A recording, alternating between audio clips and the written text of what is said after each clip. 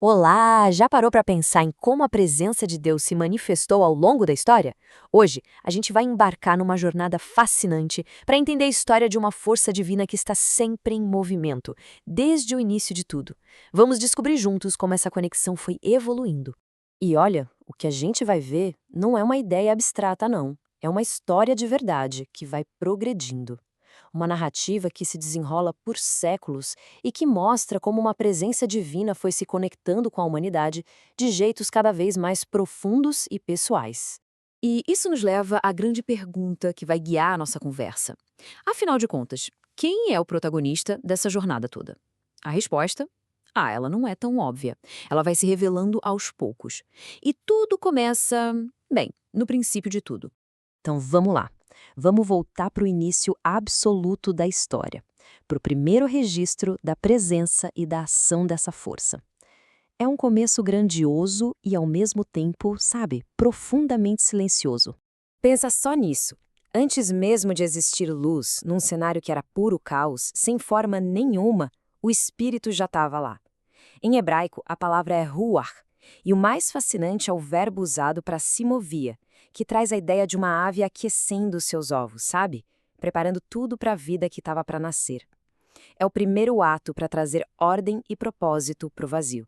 E é aqui que a narrativa faz uma conexão impressionante entre o macro e o micro. A mesma força que organizou o universo inteiro é descrita como o sopro, de um jeito super íntimo que deu vida ao primeiro ser humano.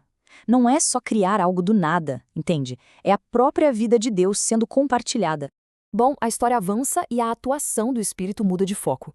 Aquela presença que antes parecia universal, agora começa a se concentrar em pessoas específicas, com tarefas bem claras. A conexão divina se torna mais pessoal, mais direcionada. E é super importante notar que isso não acontece por acaso. A gente começa a ver um padrão aí. Pessoas comuns sendo escolhidas e recebendo dons extraordinários para cumprir um plano muito maior. O primeiro grande exemplo que a gente tem é José. A sabedoria dele para interpretar sonhos e gerenciar uma nação inteira no meio de uma crise era tão fora do comum que até o faraó, um líder de outra cultura, de outra religião, olhou para ele e reconheceu que aquilo era divino. A presença do Espírito em José era inegável. E esse ponto é brilhante para a gente ver a diversidade dessa capacitação. Se com José a gente viu sabedoria estratégica, com Bezalel a gente vê algo totalmente diferente. Uma habilidade artística incrível para construir o tabernáculo. Isso nos mostra que a criatividade, o talento com as mãos também são vistos como um dom do Espírito, um reflexo do próprio Criador. É o mesmo Espírito dando dons distintos, mas sempre com um propósito único. A jornada continua e a conexão evolui mais uma vez. Agora o espírito não só dá habilidades para tarefas, mas começa a transformar o próprio caráter de líderes improváveis, preparando eles para guiar o povo. A história de Gideão é um dos exemplos mais dramáticos disso. A gente encontra ele escondido, inseguro, cheio de medo. Mas aí o texto diz que o Espírito do Senhor revestiu Gideão.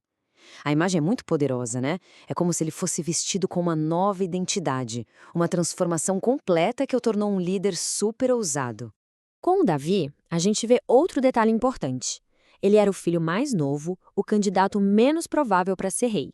Mas, no momento em que ele é ungido, o texto diz que o Espírito vem sobre ele e, o ponto crucial, permanece. Diferente de Gideão, não é uma capacitação para uma única batalha. É uma presença constante, para uma missão de longo prazo, baseada na escolha divina e não nos padrões humanos. E agora, a jornada chega num ponto de virada crucial. A atuação do Espírito se expande mais uma vez. A conexão, que antes focava em indivíduos e líderes, agora se amplia para uma mensagem que é para toda a comunidade, através dos profetas. O papel do profeta não era nada fácil, vamos combinar. Muitas vezes eles tinham que dar recados duros, que ninguém queria ouvir. Então o Espírito não dava só as palavras, mas, de forma fundamental, ele dava a autoridade e a coragem para falar a verdade, mesmo que fosse contra a opinião de todo mundo. Então a gente percebe que o trabalho do Espírito, através dos profetas, era um processo. Primeiro dava coragem para falar. Depois, convencia as pessoas que elas precisavam mudar, chamando de volta para um relacionamento com Deus. E no final, tudo isso apontava para algo muito maior lá na frente, uma promessa de esperança para todo mundo. Quando a gente olha para trás, para toda essa história, um padrão claro aparece. A jornada do Espírito é uma história que progride, um movimento intencional que vai de poucos para muitos, expandindo essa conexão divina o tempo todo. Aqui a gente resume perfeitamente esse caminho que a gente viu. Tudo começa com uma presença universal lá na criação. Depois foca em indivíduos e líderes para tarefas específicas e finalmente culmina nos profetas que olham para o futuro e anunciam que essa conexão divina um dia seria para todos. E aqui está o clímax dessa promessa toda. O profeta Joel anuncia um futuro radicalmente diferente, um tempo em que essa conexão divina, antes reservada para alguns escolhidos, artistas, líderes, profetas, seria derramada sem distinção sobre toda a humanidade. A jornada estava caminhando para o que a gente podia chamar de uma democratização do divino. E isso tudo nos deixa com uma pergunta que não quer calar. Toda essa história, essa progressão cuidadosa ao longo de séculos, estava claramente construindo algo maior. Se essa foi a jornada do Espírito até aqui, o que acontece quando essa promessa finalmente se cumpre? Qual é o próximo capítulo desta incrível história de conexão entre o céu e a terra?